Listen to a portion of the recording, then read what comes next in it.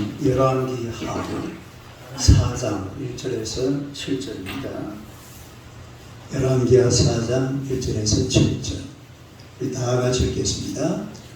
선지자의 제자들의 아내 중에 한 여인이 엘리사에게 부르짖어 이르되 당신의 종 나의 남편이 이미 죽었는데 당신의 종이 여호와를 경외하는 줄은 당신이 아시니라나이다. 이제 백준 사람이 와서 나의 두 아이를 데려와 그의 종을 삼고자 하나이다 하니 엘리사가 그에게 이르되 내가 너를 위하여 어떻게 하랴. 내 집에 무엇이 있는지 내게 말하라. 그가 이르되 계집종의 집에 기름 한 그릇 외에는 아무것도 없나이다 하니 이르되 너는 밖에 나가서 모든 이웃의 그릇을 빌리라. 빈 그릇을 빌리되 조금 빌리지 말고 너는 내 두 아들과 함께 들어가서 문을 닫고 그 모든 그릇에 기름을 부어서 차는 대로 옮겨놓으라 하니라.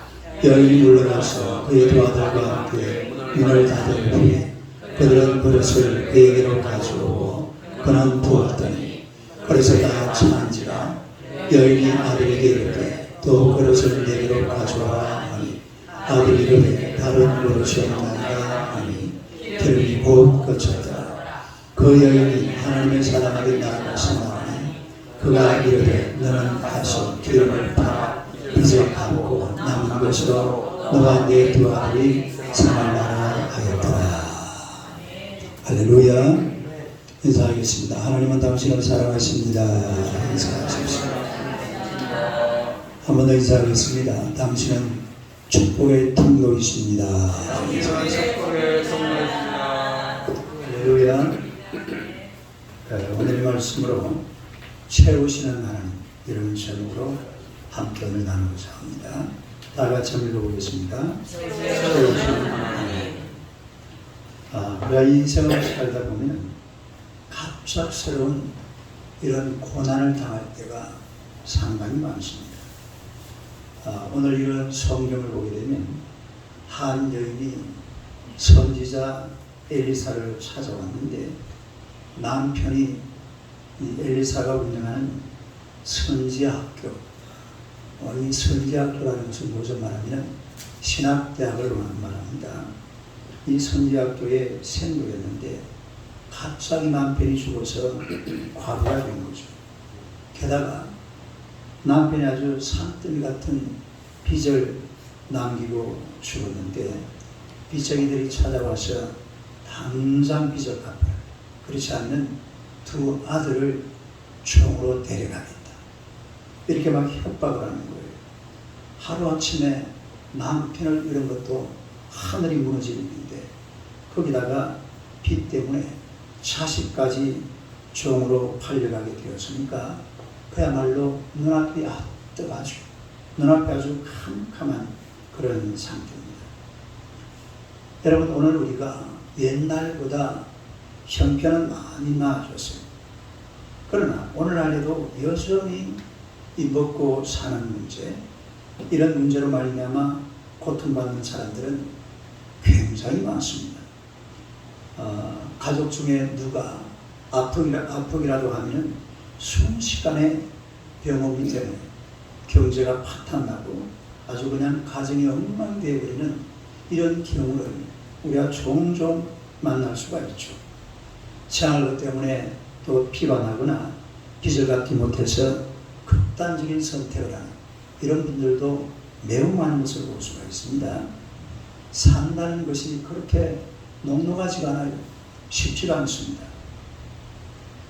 그런데 하나님을 믿는 사람도 살면서 이런 어려움은 똑같이 당합니다. 하나님을 믿는 사람들은 이런 어려움이 없느냐? 그렇지가 않아요. 이런 어려움을 오늘 이 본문에 나와 있는 이 과부도 요즘 말로 하면 목사님의 사모님이에요. 선지생도의 아니었다 이 말이에요. 그런데도 어려움을 당하는데 하지만 하나님을 믿는 사람은 어떤 상황에서도 소망을 가질 수가 있습니다. 왜냐하면 우리에게는 언제든지 도움을 요청할 수 있는 그런 분이 오늘 우리에게 있다는 사실이죠. 선지생도의 아내가 어려움을 당했을 때에 하나님의 선지자인 엘리사를 찾아갔어요. 이 말은 엘리사를 찾아갔지만은 하나님을 찾아가는 거죠. 하나님을 찾아갔어요. 어려움을 만났을 때에 대부분의 사람들은 누가 내 문제를 해결해 줄 수 있을까? 누가 나를 도와줄 수 있을까? 그래서 여기저기 사람을 찾습니다. 하지만 이 사람들은 의지할 바가 못 돼요. 어리석은 일입니다. 시편 146편 3절에서 5절을 보면은 한번 읽어봐요. 시작.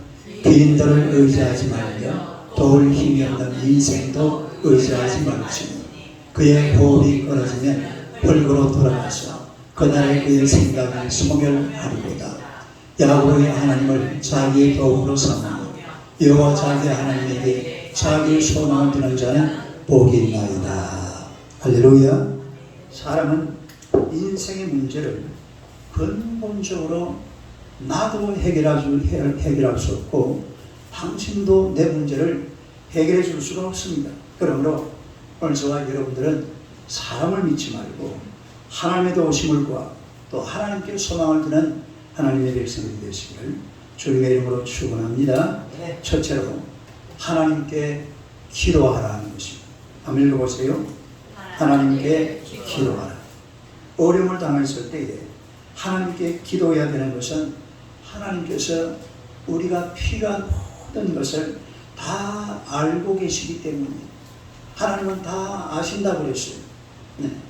우리 삶의 모든 형편들을 하나님은 지금도 다 알고 계신다는 사실을 믿으시기를 축원합니다. 하나님조차도 모르는 그런 문제는 세상에 없습니다. 아무리 세상에 엄밀한 문제, 아무리 대단한 문제, 아무리 내 인생을 힘들고 고통스러운 문제가 있어도 이건 다 하나님이 알고 있는 겁니다. 마태복음 6장 31절 32절 시작. 그러므로 염려하기를 무엇을 먹을까 무엇을 마실까 무엇을 입을까 하지 말라. 이는 다 이방인들이 구하는 것이라. 너희 하늘 아버지께서 이 모든 것이 너희에게 있어야 할 줄을 아느니라. 그리고 우리 하나님은 오늘 저와 여러분의 삶 속에 뭐가 필요한지를 다 알고 계신다 이 말입니다.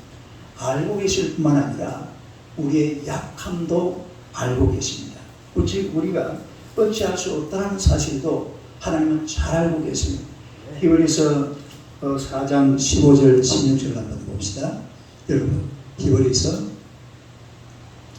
4장 15절 시작.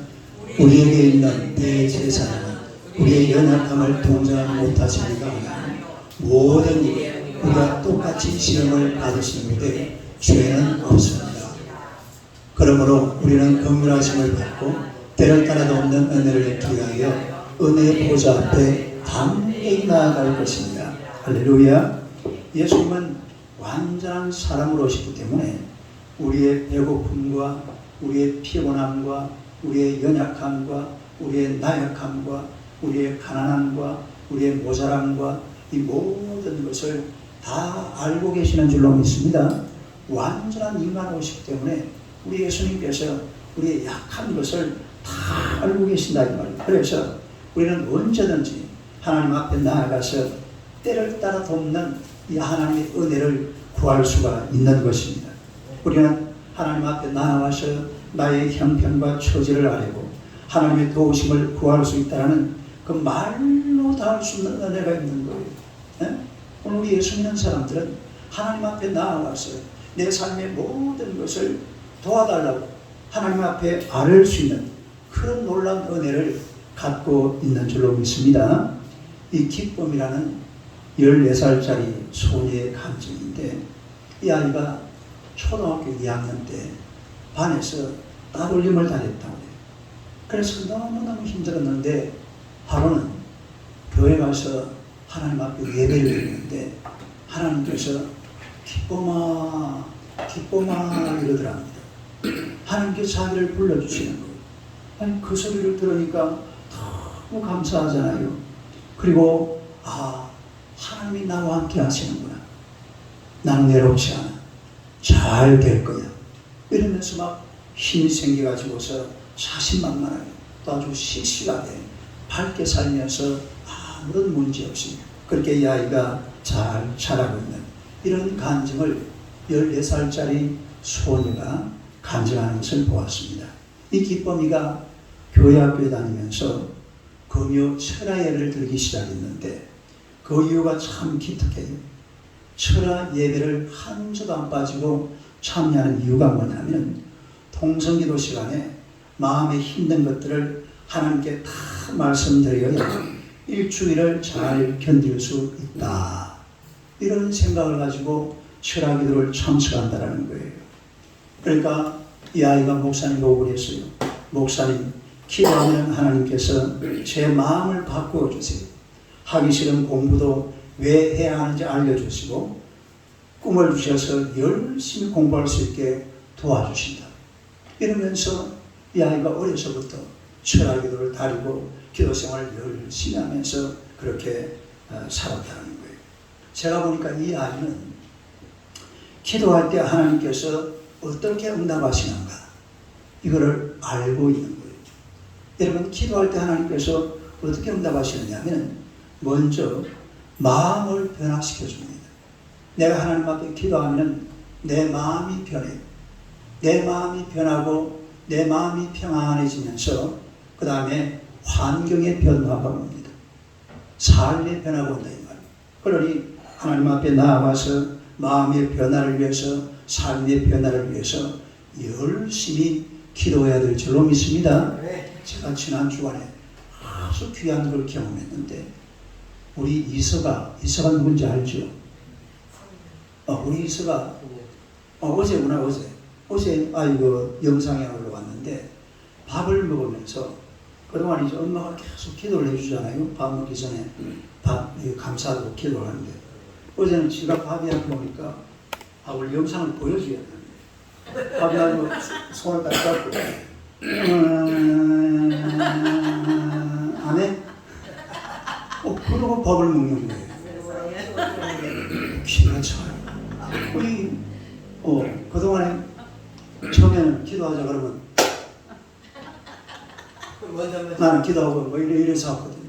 또 나중에는 이러고 또 요 최근에는 이래가지고 뭐라고 일어나니까 그러더니 막 어제 보니까 이래가지고 이제 지가 기도하는 거예요. 안 해? 기도할 줄 알아요. 응? 아이가 물론 다 잘하면 좋겠지만 중요한 것은 기도할 줄 알아요. 하나님 앞에 무릎 꿇을 줄 알아야 되고 하나님 앞에 나아갈 줄 알아야 돼요. 그것만큼 소중한 게 없어요. 그것만큼.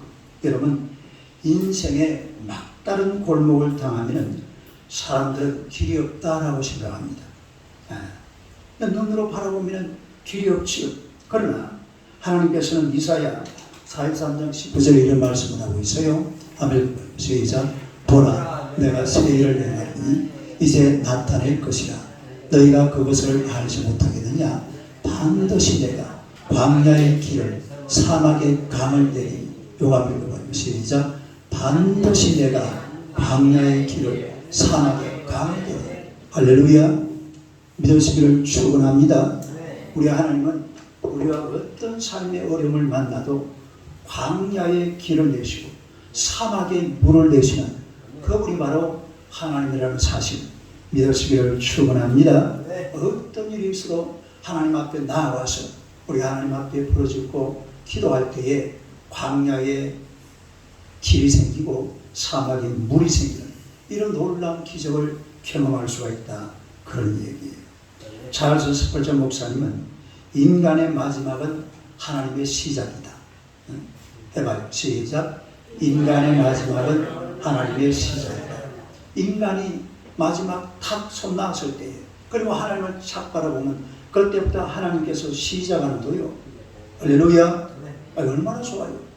한번 인생 살아보니만 그렇잖아요. 이것저것 하면 다 그냥 손 딱 놓고 그냥 하나님 앞에 딱 던져버려요. 그럼 하나님께서 그때부터 시작하시는 거예요. 얼마나 멋있어요. 유명한 설교가 템플 감독이 캠브리지 대학 채플에서 초청을 받아서 말씀을 전했는데 설교가 끝난 후에 한 청년이 와서 이런 얘기를 합니다. 목사님, 아직까지도 기도 응답이라는 미신 같은 소리를 믿고 계십니까? 우연히 어떤 사건이 맞아 떨어진 것을 가지고서 기도 응답이라고 주장하는 것이 아닙니까? 이럴 때에 템플 목사님이 뭐라고 얘기를 했냐면, 청년의 말도 일리가 있네. 그런데 이상한 것은 기도하면 우연히 생기고 기도를 안 하면 우연히 안 생긴다는 것이네. 기도하면 응답이 오기 때문에 나는 기도하는데 마음을 쏟는다네. 할렐루야. 네. 우연이라는 것도 기도할 때에 우연히 그렇게 이루어지는 겁니다. 할렐루야. 네. 기도할 때에 기적이 일어나고, 기도할 때에 역사가 일어나고, 기도할 때에 사막에 막 길이 생겨나고 강물이 막 사막에 흘러 넘치는 그런 기적을 경험하게 될 줄로 믿습니다. 그래서 하나님께서는 우리가 기도하면 반드시 응답하신다. 오늘날 우리가 좀 더 이렇게 기도하는 모습을 회복해야 돼. 사는 것도 물론 중요해요. 열심히 살아가는 것도 중요하지만 하나님 앞에 나아가서 또 열심히 기도하는 그런 성도들이 되어야 될 줄로 믿습니다. 예레미야 29장 12절 13절요. 읽어보세요. 시작. 너희가 내게 부르짖으며 내게 와서 기도하면 내가 너희들의 기도를 들을 것이요 너희가 온 마음으로 나를 구하면 나를 찾을 것이요 나를 만나리라. 하나님 앞에 기도하면 들어주신다고 그랬잖아요. 하나님 앞에 하나님을 찾으면 만나주신다고 그랬잖아요. 그러니 우리가 하나님 앞에 와서 하나님 만나고 싶지 않아요? 하나님을 찾고 싶잖아요. 하나님 앞에 와서 하나님 앞에 열심히 기도해서 하나님의 은혜를 누리는 여러분 되시기를 주님의 이름으로 축원합니다. 그 다음에 두 번째로 믿음으로 순종하라. 한번 읽어보세요. 믿음으로 순종하라. 여러분, 하나님의 응답을 받으라고 그러면 믿음의 순종이 필요해요. 따로 믿음의 순종. 엘리사는 도움을 청하러 온 여인에게 내 집에 무엇이 있는지 말하라 그랬습니다. 내 집에 무엇이 있는지. 그래서 여인은 기름 한 그릇밖에는 아무것도 없나이다. 뭐 조금 남아있어요? 기름 조금 남아있어요. 기름 조금밖에는 아무것도 없다. 그러니까 엘리사가 그러면은 온 동네 다니면서 그릇을 다 빌려온다. 그리고 방에 들어가서 그 기름을 그 빈 그릇에 다 한번 부어봐라. 이건 사실 믿을 수 있는 이야기죠. 빈 그릇을 막 산더미처럼 쌓아놓고, 아니 빈 그릇을 왜 빌리러 가요? 부끄러워서 못 가잖아요. 그 집이 가난하게 집에 아무것도 없다는 사실 온 동네방네 소문 다 나 있는데 그릇을 뭐를 빌리러 가요? 그릇을 빌리러 갈 이유가 없잖아요. 그렇잖아요? 아니 뭐 집에 뭐가 있어야지 뭐 이렇게 담아가지고 누구 집에 갖다 주든지 하지. 아무것도 없는 집에 그릇을 빌려 가려면요 쪽팔려서 못 갑니다. 뭐 팔려서 못 가? 쪽팔려서 못 가요. 뭐하러 그릇을 빌려요? 그릇을 빌릴 이유가 없는 거예요. 그러나 이 여인은 순종합니다. 하나님의 말씀을 알고 엘리사가 그릇을 빌려오라 그러니까 온 동네 화곡동 아마 저 덩촌동까지 갔을 거예요. 그릇 싹 다 빌려가지고 시내 나서 집에다가 산더미처럼 쌓아놓고 그리고 앉아서 엘리야가 시키는 대로 기름병을 한번 부어봤습니다. 기름이 흐를까요? 안 흐를까요? 흘러요. 할렐루야. 믿음으로 순종하면 기름이 흐르는 거예요. 믿음으로 순종해서 그릇을 빌려다가 쌓아놓고 안 될 것 같지만 인간적으로 생각하면 도무지 될 수가 없지만 그러나 하나님의 능력이라면 무엇이나 가능한 줄로 믿습니다. 하나님을 믿는 믿음으로 하나님 앞에 와서 순종하면 하나님께서 기적 같은 역사를 일으켜 주신다는 사실을 이 여인은 믿었어요. 그래서 믿음으로 순종했다 이 말입니다. 인간적인 생각으로는 이해도 안 되고 그리고 그릇을 빌리러 가려고 하면 쪽팔려서 못 갑니다. 아니 어떻게 그릇을 빌리러 가요? 집에 아무것도 없는데 그릇 빌려서 뭐 하려고? 자기는 무슨 의도가 있겠지만은 동네 사람들은 아니 아주머니 그릇 빌려서 뭐 하려고요? 하나 빌려주면서 그러지 않겠어요? 근데 아줌마 이 그릇 가져가서 뭐 하려고요? 그 집에 아무것도 쪽팔려서 못 가요. 그러나 말씀에 순종하는 겁니다. 믿음에 순종하는 겁니다. 이 믿음에 순종해서 기름을 부으니까 이 그릇이 다 찰 때까지 계속해서 기름이 흘러내릴 줄로 믿습니다. 믿음의 입을 크게 열어야 기적을 경험할 수가 있습니다. 이 여인은 하나님께서 엘리사를 통해서 기적을 베푸실 것을 믿었어요. 이런 믿음을 가지고서, 그리고 만약에 기적을 기대하지 않았다면 그런 빌리를 갖겠어요, 안 갖겠어요? 안 가죠. 그리고 이걸 들었겠어요, 안 들었겠어요? 안 흘러내립니다. 내가 부어볼까요? 이 조금만 부으면 다 끝납니다. 어떻게 흘러내려요, 이게? 이 조금밖에 없는데, 한 명 조금 남아있는데. 그런데 믿고 그냥, 한번 부어볼까요? 믿고 그냥 그릇을 빌려서 부으니까 이 막 기름이 계속 흐르고 그릇은 채워지더라는 거죠. 아들이 종으로 팔려갈 만큼 그런 빚이라면요, 제법 큰 돈입니다. 이거를 다 갚을 만큼 기름이 막 기름병에서 쏟아지고, 그리고 그릇마다 다 채웠는데, 다 채우니까 기름병에서 기름이 뚝 끊어지더라는 거죠. 준비한 그릇만큼 우리가 하나님 앞에서 그릇을 준비해야 돼요. 따라서 그릇을 준비하라. 그릇을 준비하고 믿음의 입을 넓게 열어야 됩니다. 이사야 시편 81편 10절을 봅시다.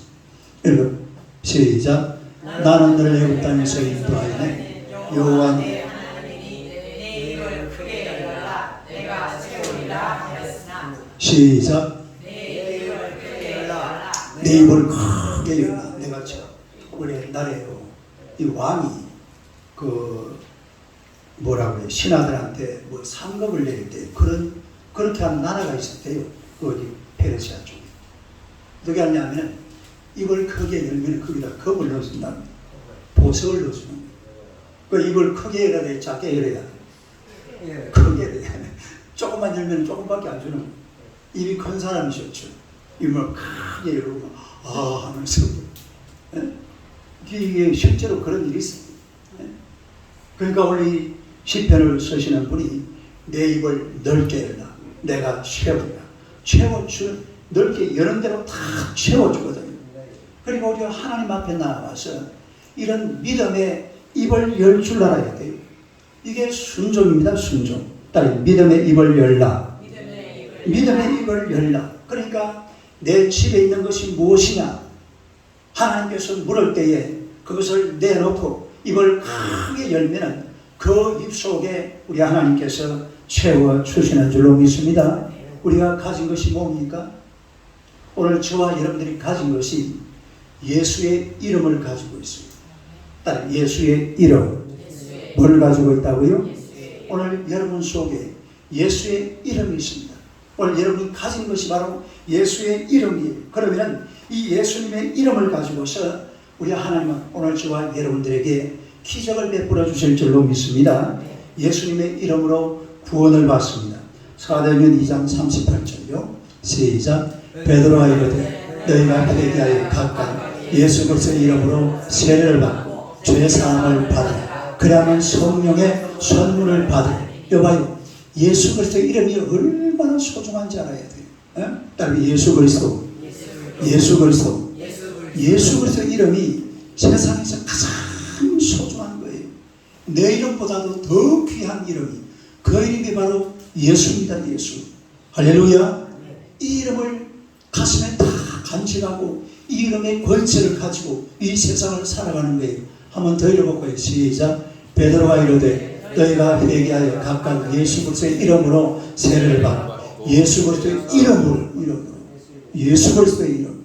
할렐루야. 이름만큼 소중한 게 없는 줄로 믿습니다. 그래서 예수 그리스도의 이름이 있으면요, 우리가 이것저것 예수 그리스도의 이름으로 할 게 많습니다.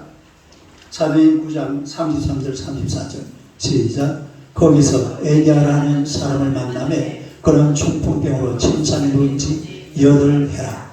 베드로가 이르되 애니아야 예수 그리스도께서 너를 낫게 하시니 일어나 내 자리를 정돈하라 때 곧 일어나니. 할렐루야.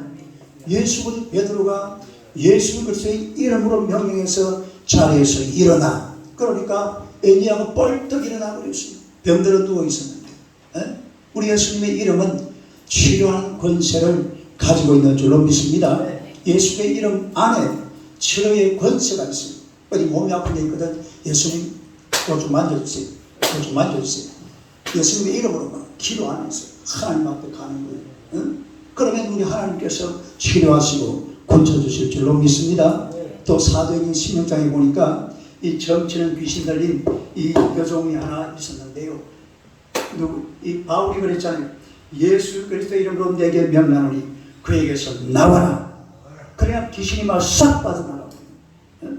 이 예수 그리스도의 이름이 얼마나 대단한 권세냐면 귀신을 쫓아내버리고, 귀신을 쫓아내버리고 사람을 구원시켜버리고, 그리고 병든 자를 고쳐버리고, 이런 놀라운 역사가 예수 그리스도의 이름에 담겨있는 줄로 믿습니다.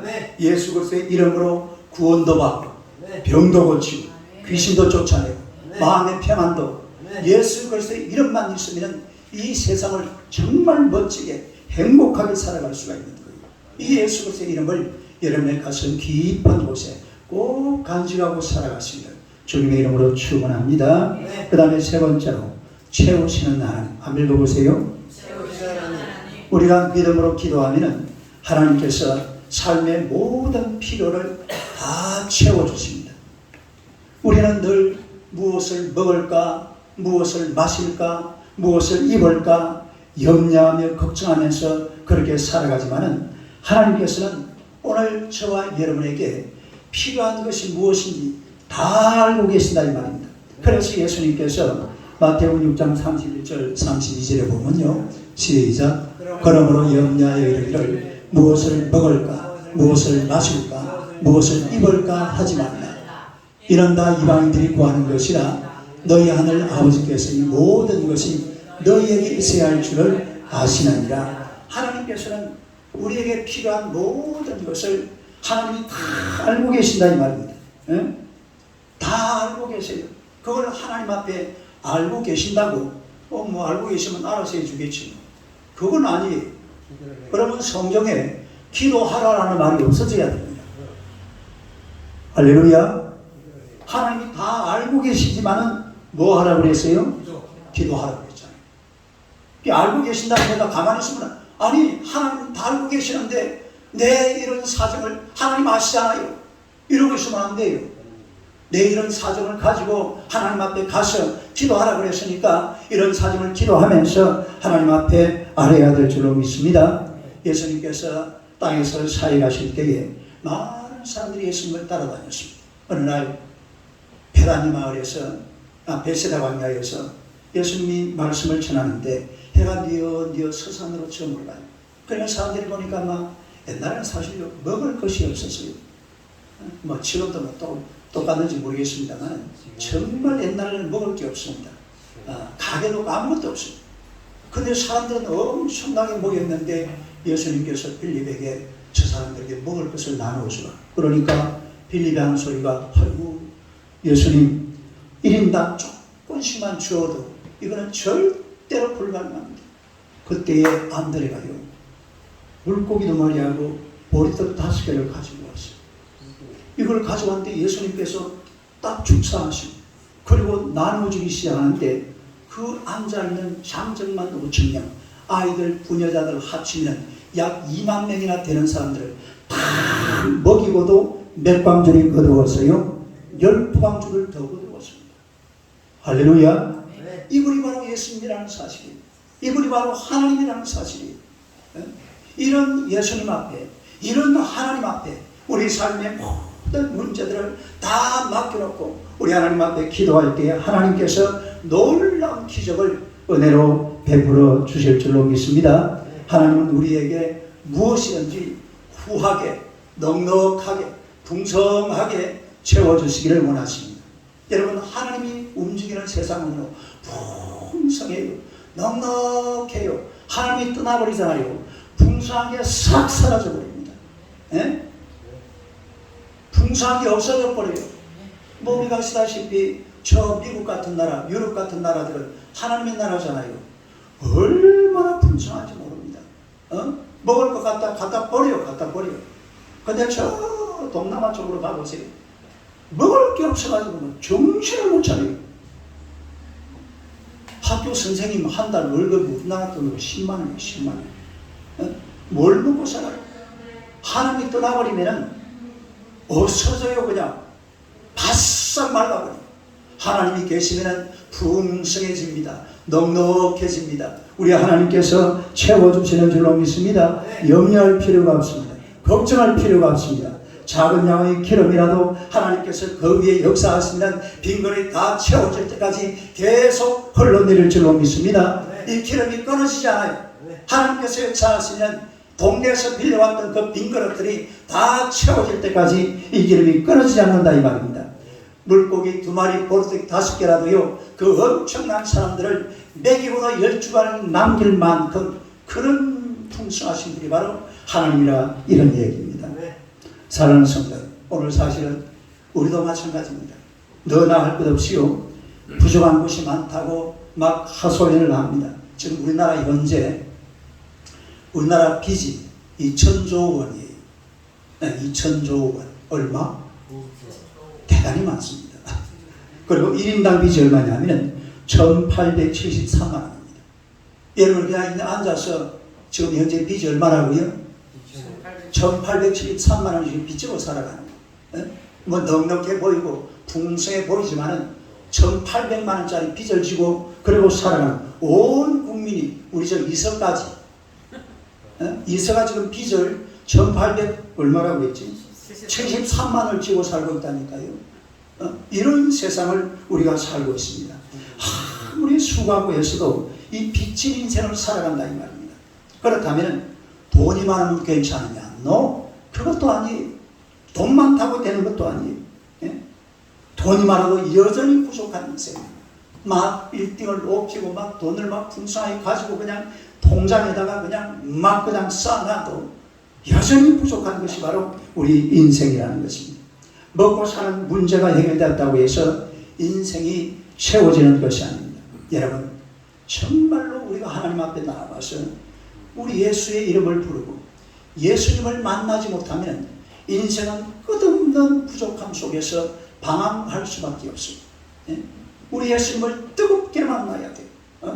간절한 마음으로 예수님을 만나서 예수님의 은혜로 하나님이 주시는 이런 풍성한 복으로 살아가시기를 축원합니다.